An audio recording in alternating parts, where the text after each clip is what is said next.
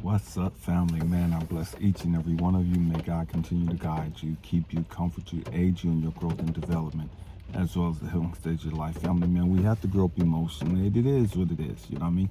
Man, I want to have a real heart-to-heart with you guys today. Man,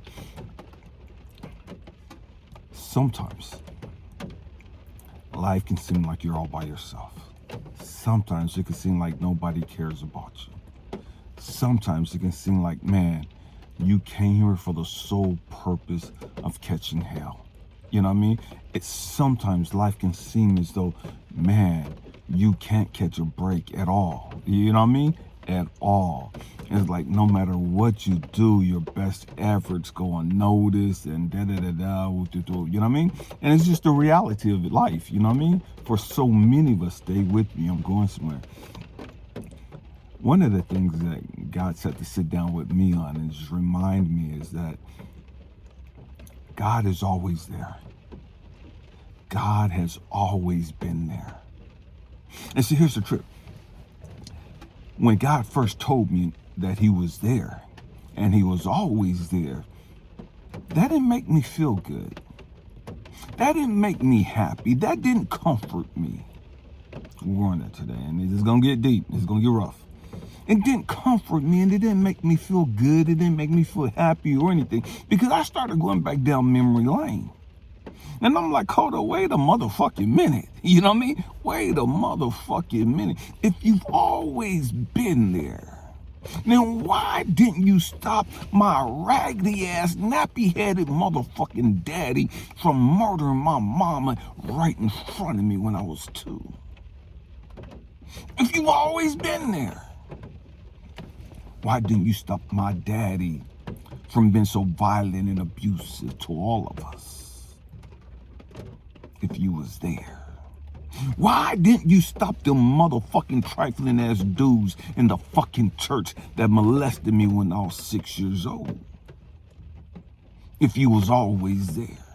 Oh God, now you want to come tell me that you was always there and you've always had my back. I don't remember your ass being there, God. When my family was beating the shit out of me, when my family was dogging me the fuck up, when my family was telling me I was stupid and dumb and going straight to hell, my family told me I wouldn't live to be 18 years old, and if I did live to be 18, I would spend the rest of my raggedy ass fucked up life in prison. Oh, you was there, God? You was there when all that happened? You was there when I was getting my ass beat as a fucking kid? And you didn't do shit about that? You was there, God? When the love of my life,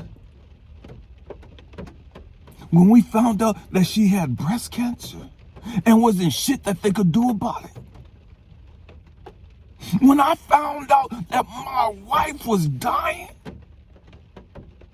and all these sorry-ass, lame-ass, hoish fucking women are running around this fucking planet finessing and dogging motherfuckers up, you took my wife? And you could any of these nappy-headed motherfucking hoes out here on the block. And we went in the midst of motherfucking beat. But you took my queen?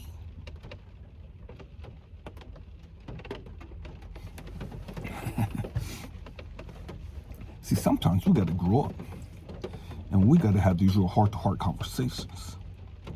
Life ain't always the way we want it to be. Life ain't gonna always go the way we want it to go. So, you was there, God, when I was homeless? You was there when my younger kid's mom left and packed up the babies so she could go back and hook up with her fucking ex-boyfriend?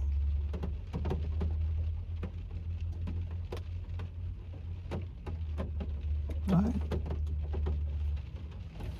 That don't seem like you love me, God. That don't seem like you've given a fuck about me. That don't seem as though you gave a fuck about me. When I look at it, God, it looks as though you got some fucking issue with me. When I look at it, God, it looks as though you don't fuck with me. It looks as though you hate me. It looks as though you're sitting there laughing at all the fucking pain and the hell that I'm going through because you damn sure didn't do a damn thing to stop it. You didn't stop none of my fucking pain. You didn't do a damn thing to prevent none of this shit from fucking happening in my fucking life. But now, you want to come back and talk to me and tell me that you was always there with me? You was right there with me? Yeah, you can see, that didn't make me feel good. You know what I mean? Hearing that God was right there with me and he didn't do shit to stop it. That didn't make me feel happy. That didn't make me feel chosen. That didn't make me feel special. That God was right there, watching everything go down. In fact, all it did was make me more angry. All it did was make me more bitter. Make me more hateful towards God. Because who in their fucking right mind can sit back and watch some shit like this happen and not do a damn thing to stop it? Who in their fucking raggedy ass fucking mind or in their good mind can sit back and watch a dude murder a woman, stabbing her 49 fucking times and don't do shit to stop that? Right in front of a baby.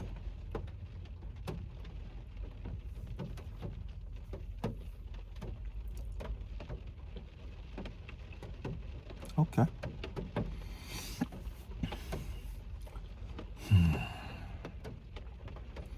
And so when I got done cussing God out, when I got done having a heart-to-heart conversation with God about how I felt, about how I saw shit, about how I perceived shit,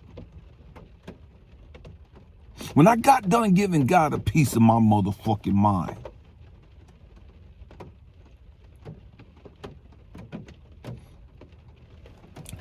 I could hear God say, Elijah,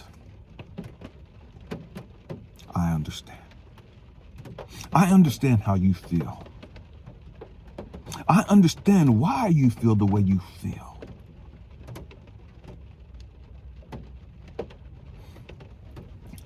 But let me explain to you, Elijah, why I didn't lift a finger to stop it.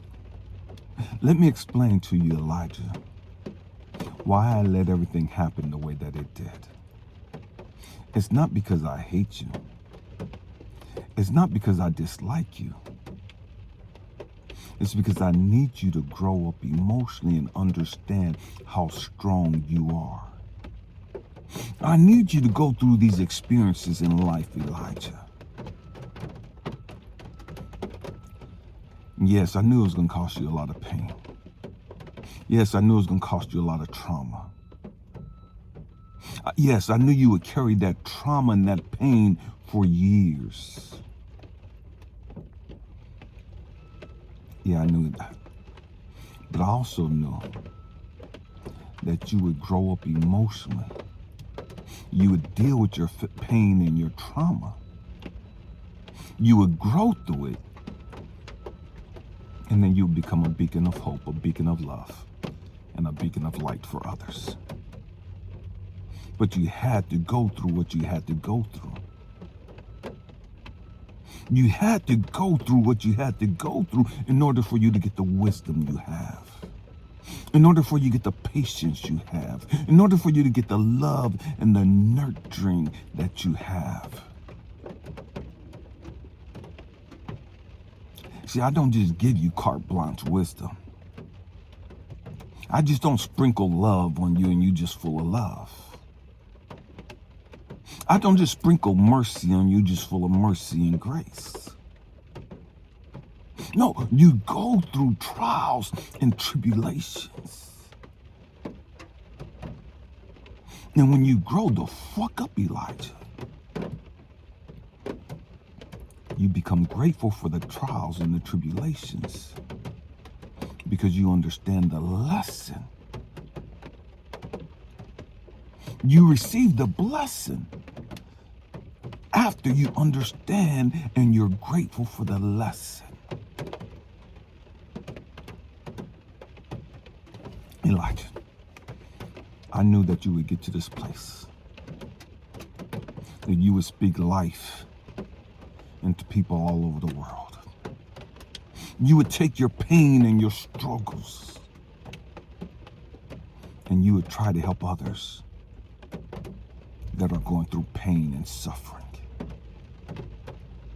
Because you've been there. Because you know the pain and the trauma. You would do everything in your power to be a beacon of hope and love for those individuals. That's why I didn't stop the pain. That's why I didn't stop the heartbreaks. That's why I didn't stop them people from abandoning you and rejecting you. That's why I didn't stop them people from walking out of your life. That's why I didn't reverse the cancer and stop your wife from passing away. It's not that you're cursed. I need you to see how blessed and favored you are. How strong and courageous you are. How resilient you are. And you can't get that without going through devastating trials and situations. It is only by the heartaches, the abandonments, the brokenness that you realize how strong you are. You see, Elijah, now you're at a place you don't give a fuck what people think about you. But you had to go through all the rejections. You had to go through all the abandonments. You had to go through all the hate. You had to go through all the criticism, all the judgment to get to this place of self-love, where you learn to be grateful for the hell you've gone through, where you learn to pat your motherfucking self on your own motherfucking back, where you learn to tell yourself, I'm proud of you. If nobody else tells you, Elijah, that I'm proud of you, you learn to tell your fucking self that and mean it.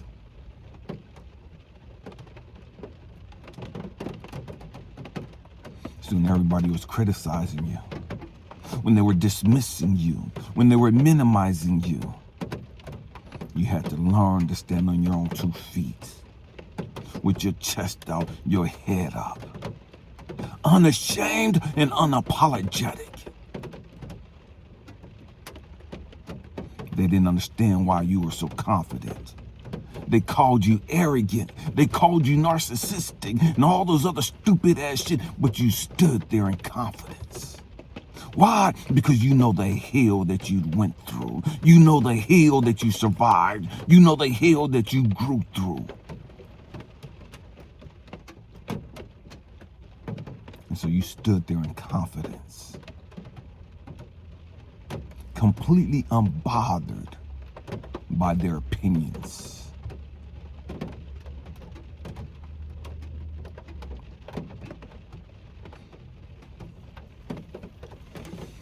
And when I began to look at life from that perspective,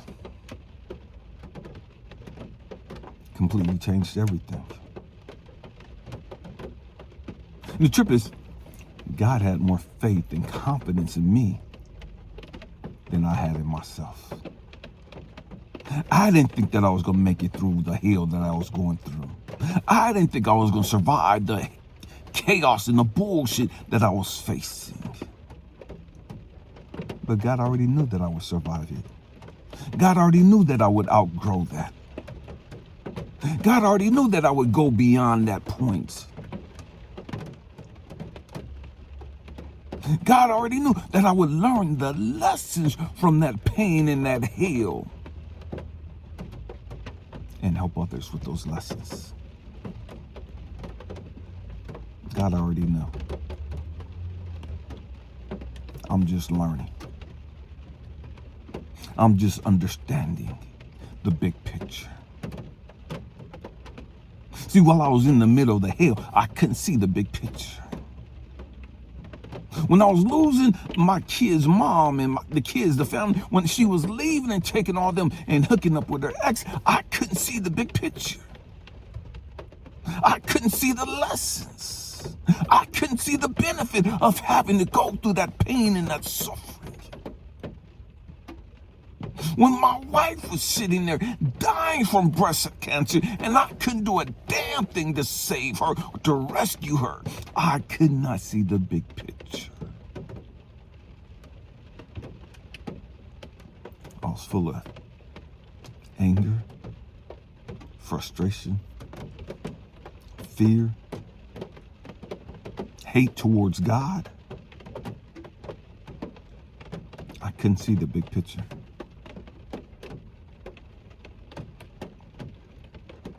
Not at all. Now, in hindsight, now that I've done the healing, now that I've grown up emotionally,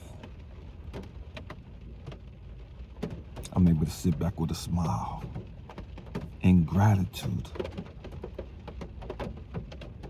for those struggles.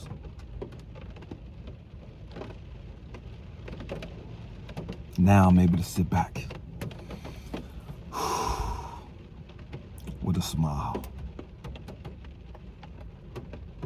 with the feeling of being blessed, with the knowing of being blessed. I'm blessed. I've always been blessed. I just didn't know it. It just didn't always seem like it. It just didn't always feel like it. But I've always been blessed. I've always been favored. I've always been chosen.